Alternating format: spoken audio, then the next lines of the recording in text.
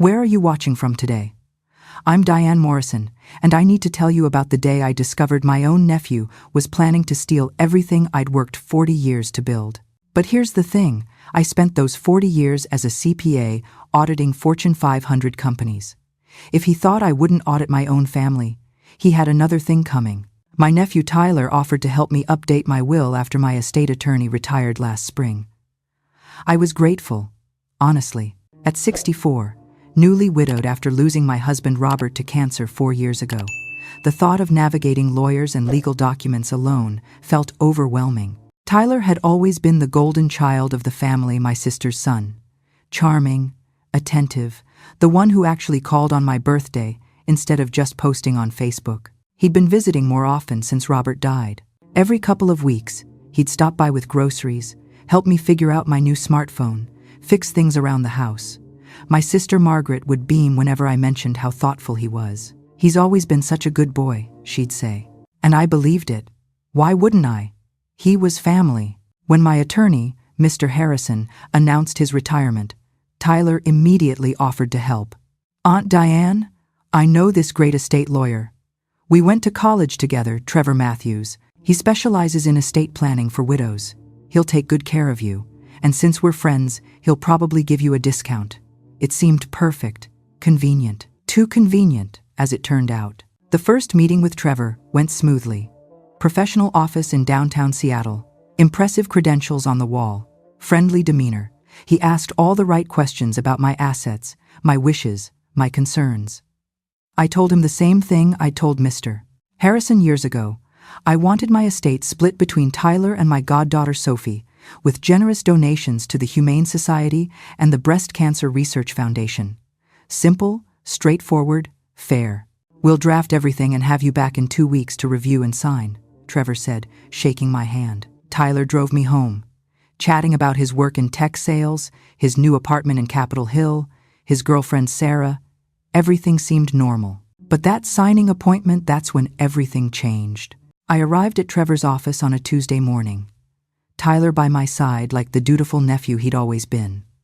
The documents were waiting, neatly organized in a leather folder. Trevor walked me through each page, his voice smooth and professional. Beneficiary designations, executor appointments, healthcare directives. I nodded along, my reading glasses perched on my nose. We got to the beneficiary section, and I was about to sign when it happened. My glasses, these cheap readers I'd bought at CVS, just snapped. The frame broke right at the bridge, and they fell onto the table in 2 pieces. "Oh, for heaven's sake," I muttered, fumbling in my purse for my backup pair. "I just bought these last month." That's when I saw it. As I was digging through my purse, my eyes landed on the document, now upside down from my perspective. And even upside down, even without my glasses, I could see that something was very, very wrong. The name under primary beneficiary didn't say Tyler Morrison, 30%, and Sophie Chen, 30%, like I'd specified. It said Tyler Morrison, 100%. My heart started pounding. I found my backup glasses with shaking hands and pretended to have trouble putting them on, buying time to think. Tyler was watching me, smiling that warm smile I'd known since he was a baby. Trevor was checking his phone, casual, relaxed. I made a decision in that split second. If I confronted them now, they'd just claim it was a mistake, a typo, an oversight. They'd fix it, and I'd never know what they were really planning. So instead, I pressed my hand to my forehead. "I'm so sorry," I said, my voice weak. "I have the most terrible headache suddenly. It just came on. Do you mind if we reschedule? I don't think I can focus right now." Trevor's eyes flickered just for a second, but I caught it. Disappointment, maybe even frustration. But his voice stayed professional. "Of course, Mrs. Morrison, these documents are important. We want you to be completely comfortable. How about next Tuesday, same time?" "Perfect," I said, standing up carefully like I really was in pain. "I'm so sorry for the inconvenience." Tyler drove me home, expressing concern about my headache, suggesting I see a doctor. I played along, grateful that I'd spent years teaching high school students to lie about homework. I knew what deception looked like, and I was watching it in real time in my nephew's worried expression. The moment he left, I took out my phone and photographed every single page of my current will, the real one that Mr. Harrison had drafted. Then I started digging. 40 years auditing corporate finances teaches you a few things. 1. Always follow the paper trail. 2. People who are desperate make mistakes. 3. Trust, but verify. Always verify. I started with social media. Tyler's LinkedIn said he was a senior sales executive at TechFlow Solutions. Impressive title. I called TechFlow's main line, asked for their sales department, asked to speak with Tyler Morrison. The receptionist was confused. "I'm sorry, we don't have anyone by that name in sales. Are you sure you have the right company?" My stomach dropped. I must have made a mistake. "Thank you." Strike one. He'd lied about his job, but if he wasn't working at TechFlow, where was he working? Or more importantly, was he working at all? I spent the next 3 days conducting what I called my family audit. I pulled his social media posts from the past year, cross-referencing dates and locations. I noticed he'd stopped posting about work around 8 months ago. No more conference photos. No more team-building events. No more corporate hashtags. Instead, lots of posts about entrepreneurship and financial freedom and investing in the future. Red flags everywhere. Then I did something I'm not particularly proud of. But desperate times call for desperate measures. I logged into the family cell phone plan that I paid for. Yes, I'd kept Tyler on my plan as a favor to my sister because he was between jobs a few years ago and never got around to switching. I pulled his phone records. What I found made my blood run cold. Multiple calls to something called Pacific Credit Solutions, a debt consolidation company. Calls to crypto recovery services. Calls to numbers that, when I Googled them, belonged to payday loan companies.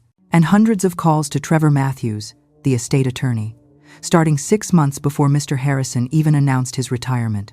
They'd been planning this for months, but I needed more. I needed to know exactly how bad Tyler's financial situation was, because people don't commit fraud unless they're desperate.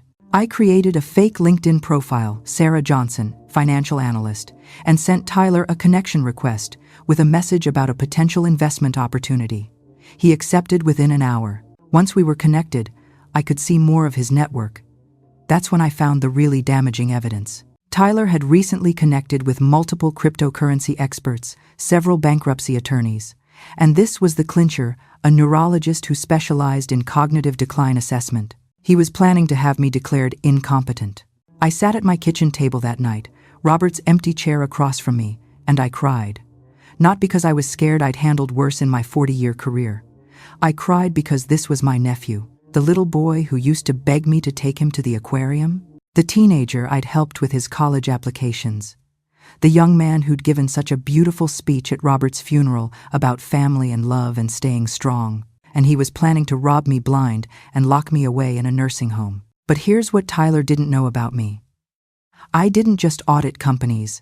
I specialized in fraud detection. I'd caught embezzlers, exposed Ponzi schemes, testified in federal court against white-collar criminals. And I was very, very good at my job. So I made a plan. First, I contacted my old firm and asked them to recommend an attorney, a real one, not someone connected to Tyler. They referred me to Patricia Walsh, a fierce estate lawyer with a reputation for protecting vulnerable clients. I met her the next day, showed her everything I'd found, and asked her to help me set a trap. "What exactly did you have in mind?" Patricia asked, her eyes sharp behind her designer glasses. "I want to catch them in the act," I said. "But I need more evidence. Proof of intent. Proof of conspiracy. I need Tyler to think he's winning so he gets sloppy." Patricia smiled. It wasn't a nice smile. "I think we can arrange that." Over the next 2 weeks, I became an Oscar-worthy actress. I started forgetting small things, where I put my keys, whether I'd taken my vitamins, what day of the week it was. When Tyler called to check on me, I'd get confused about our plans, mix up his name with his father's name, repeat questions I'd already asked. His concern was immediate and enthusiastic. "Aunt Diane, I'm worried about you. Have you seen a doctor? Maybe we should get you checked out. There are some great neurologists I know." Bingo. "Oh, I'm fine, sweetheart," I'd say, my voice vague and fluttery. "Just getting older, I suppose. It happens to all of us." Meanwhile, Patricia helped me set up surveillance that would make the FBI jealous. Hidden cameras in my living room and study. Recording apps on my phone set to automatically capture all calls. A paper trail documenting every interaction with Tyler and Trevor. The rescheduled signing appointment arrived, and I played my part perfectly. I showed up looking slightly disheveled, mismatched earrings, my blouse buttoned wrong, my hair not quite as neat as usual. Tyler noticed immediately. "Aunt Diane, are you feeling okay?" "Oh yes, dear. Just had trouble sleeping last night.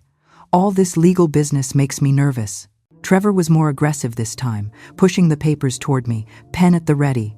"Let's get through this quickly so you can go home and rest, Mrs. Morrison." But I had new glasses now, ones that actually worked, and I read every single line. The will had been slightly modified. Now it included a clause appointing Tyler as my power of attorney, effective immediately upon any sign of mental incapacity as determined by a licensed physician. It also included a provision moving me to appropriate care facilities should independent living become unsafe. They were going to take everything and lock me away. I pretended to struggle with the language. This word here, incompetent? What does that mean exactly? Tyler jumped in, his voice soothing. "It's just a precaution, Aunt Diane. In case you ever need help managing things.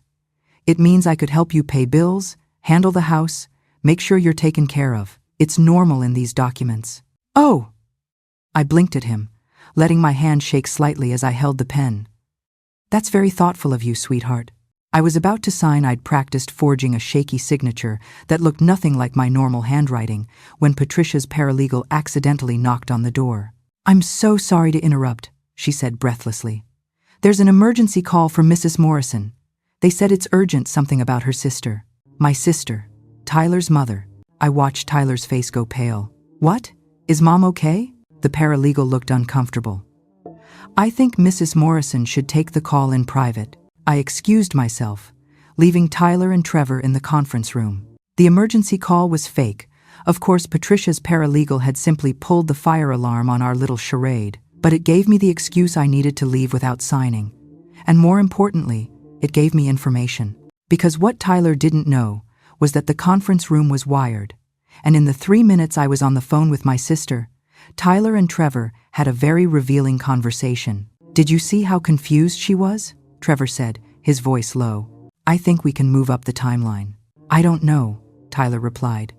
"What if she mentions this to my mom? What if your mom trusts you? And besides, once you have power of attorney, it doesn't matter what anyone thinks. We get her to sign this week. You get her to that neurologist friend of mine next week. He writes up the incompetence evaluation, and boom, you're in control. The house alone is worth $800K. And you said she has another $1 million in investments? Closer to $2 million. And a life insurance policy worth $500,000. Trevor whistled. "Enough to pay off your gambling debts and mine, with plenty left over. We just need her signature." I stood outside that door, listening to them plan my destruction, and I felt something I hadn't felt in 4 years, not since Robert died. I felt powerful, focused, dangerous. I walked back in, tears streaming down my face. Real tears, because I was mourning the nephew I thought I had, not the criminal I'd discovered. "I'm so sorry," I sobbed. "My sister. She's fine." False alarm. "But I'm so shaken up. I can't possibly focus on this now. Can we please reschedule? I promise I'll sign next time. I'm just so upset." Tyler hugged me, making sympathetic noises, while Trevor looked like he wanted to throw something. But they agreed. 1 more week. That week, I worked with Patricia to build an airtight case. We documented everything: the forged will, the power of attorney trap, the planned incompetence evaluation, Tyler's debts, his lies about employment. Patricia also contacted the Washington State Bar Association about Trevor's conduct. Turned out he'd been reprimanded twice before for ethical violations. But we needed one more piece of evidence. Proof that Tyler was actively planning to defraud me, not just thinking about it. So we set up a sting. Patricia had a friend who was a private investigator. She posed as a real estate agent and accidentally ran into Tyler at a coffee shop. She mentioned she was looking for investment properties, had some clients with cash to spend. Tyler, desperate and stupid, took the bait. "Actually, I'm about to come into some money," he told her, recorded on her hidden camera. My aunt, she's got this great house in Queen Anne, worth at least $800K. She's getting pretty senile, and I'm going to be taking over her affairs soon.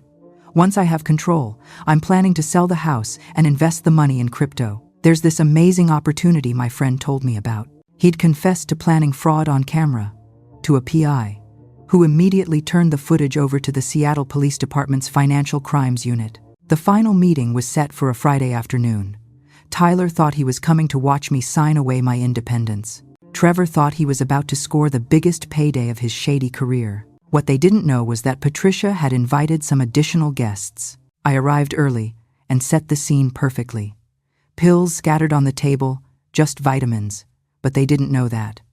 My hair uncombed, my clothes rumpled. I practiced my confused elderly woman routine one more time in the mirror. Tyler and Trevor arrived right on time, briefcases in hand, confidence in their smiles. They settled into the conference room, documents ready, pen poised. Now, Mrs. Morrison, Trevor began, we're just going to go through these one more time, and then you can sign, and we'll all be done. Tyler will be able to help you with everything. Won't that be nice? Oh yes, I said vaguely, reaching for the pen with a shaking hand. Tyler's such a good boy. Takes such good care of me. Tyler beamed. He actually beamed, like he'd already won. I picked up the pen, positioned it over the signature line, let it hover there for just a moment. Then I set it down. You know what's funny, Tyler? I said, and my voice was completely different now, sharp, clear, utterly steady. I spent 40 years catching people like you, corporate embezzlers, investment fraudsters, con artists in expensive suits. Do you know how many times I testified in federal court? 17. Do you know how many of them actually fooled me? None. Not one. Tyler's face went white. Aunt Diane, I don't know what the office in TechFlow you claim to work in? It doesn't exist. The gambling debts you owe? I have the records. The neurologist you were planning to use to declare me incompetent? I have screenshots of your Google searches about dementia symptoms. And this, I held up the fraudulent will. This isn't a legal document. This is evidence of conspiracy to commit fraud. Trevor stood up abruptly. Mrs. Morrison, I think you're confused. Sit down, Mr. Matthews. The voice came from the doorway, and it wasn't Patricia. 2 Seattle Police Department detectives walked in, followed by an assistant district attorney I recognized from the news. Tyler Morrison, the detective said, you're under arrest for attempted financial exploitation of a vulnerable adult, conspiracy to commit fraud, and identity theft. Trevor Matthews, you're under arrest as an accomplice to fraud and for violations of attorney ethical standards. The look on Tyler's face, shock, betrayal, disbelief, would have been satisfying if it wasn't so heartbreaking. This was my sister's son, my nephew, the little boy I'd loved. You set me up? He whispered as the handcuffs clicked around his wrists. No, sweetheart, I said softly. You set yourself up the moment you decided I was too old, too confused, too vulnerable to protect myself.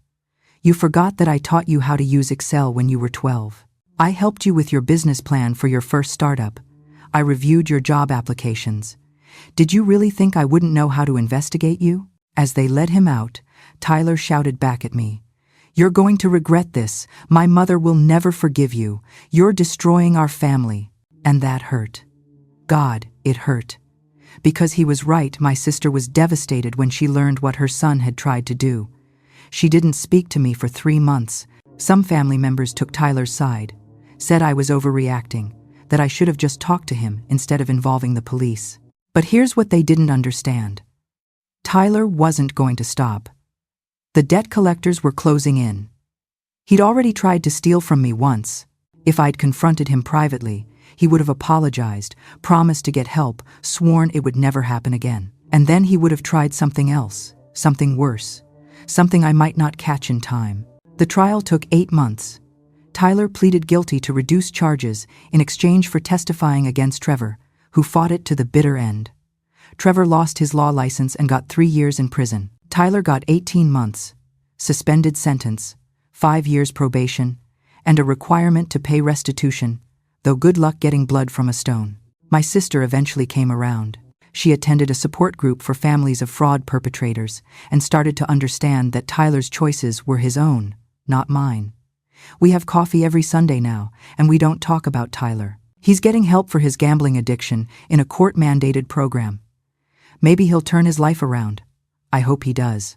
But I've learned something important. Love doesn't mean blind trust. Family doesn't mean overlooking red flags. And being a woman over 60 doesn't mean being anyone's easy mark. I updated my will with Patricia, a real, legal, proper will. Sophie gets 50%. The Humane Society gets 25%. Breast cancer research gets 20%. And Tyler gets $1. Patricia explained that in Washington state, leaving someone a token amount in your will makes it much harder for them to contest it. They can't claim they were forgotten. They were remembered, they just didn't get what they wanted.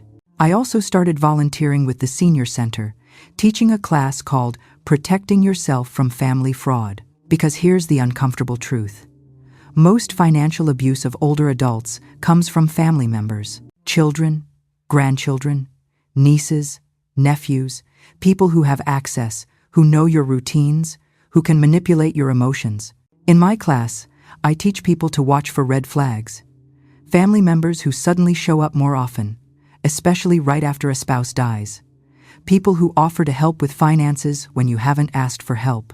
Anyone who tries to isolate you from other family and friends. Pressure to sign documents quickly without independent review. And I always tell them, it's okay to verify. It's okay to get a second opinion. It's okay to say no to family. It's okay to protect yourself, even if people call you suspicious or paranoid or ungrateful. Because the alternative is losing everything you worked for to someone who saw your love as a weakness to exploit. Last month, I got an email from a woman who attended my class.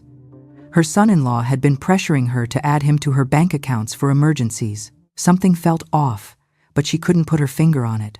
After my class, she hired a PI and discovered he'd been planning to drain her accounts and disappear. She went to the police, and they arrested him before he could steal a penny. She thanked me for saving her life savings, but I told her the truth. She saved herself. She trusted her instincts, she asked questions, she verified. That's all any of us can do. I'm 65 now, still living in my house in Queen Anne, still sharp as ever. I have a new estate attorney, one I vetted thoroughly. Thank you very much. I have a support system of friends. My sister, my goddaughter Sophie. I have security cameras and a good relationship with my bank's fraud prevention team. And I have something else. I have my dignity, my independence. My money I earned through 4 decades of hard work, money that will go to causes I believe in and people who deserve it. Tyler tried to take that from me because he thought being older meant being weaker. He thought grief made me vulnerable. He thought loneliness made me desperate for family connection at any cost. He was wrong. So, if you're watching this and you're thinking about your own situation, maybe you have a family member who's a little too interested in your finances, a little too eager to help, a little too quick to suggest you're not thinking clearly. Trust that feeling. Investigate, verify, protect yourself. And remember, you didn't work your whole life to hand everything over to someone who sees you as a payday instead of a person. Don't forget to subscribe and share your story in the comments. Has anyone in your family ever tried to take advantage of you?